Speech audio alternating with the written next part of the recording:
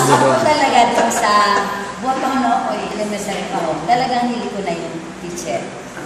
Sabi nga ako ng akin na, mag-teacher ka, napakahirap ng teacher. Nakita mo yung mga pinsan mo, ay minsan matandang dalaga na, hindi na nag-asawa. Kasi na-enjoy na sila sa pagtuturo.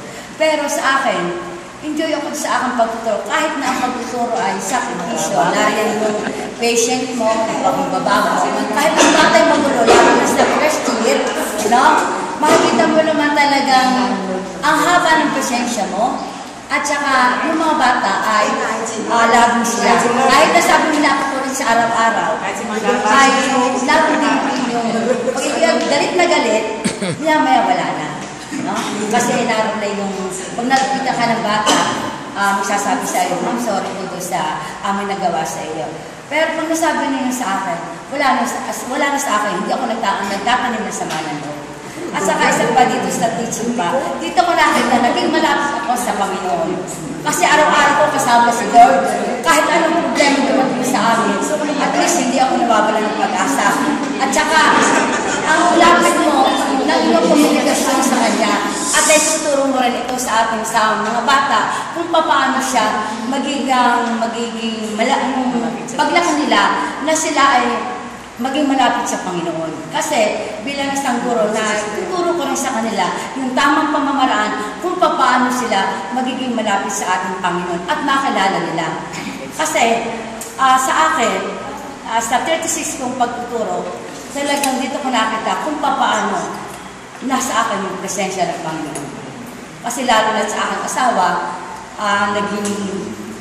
sabi ko nga kay Lord,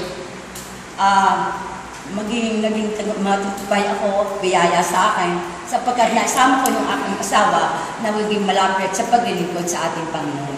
Kaya sabi ko nga, ito yung blessing na hindi ko makakalimutan hanggang sa ako mag-retire. At least naroon pa rin yung aking commitment, yung aking pagtuturo, lalo na sa Alicapua, sa outreach, na kahit ako nag-retire, sabi ko kay ma'am, kahit ko ako mag-retire, naroon pa rin po yung aking patuloy na paglilingkod at pagbibigay ng outreach sa iba't ibang barangay.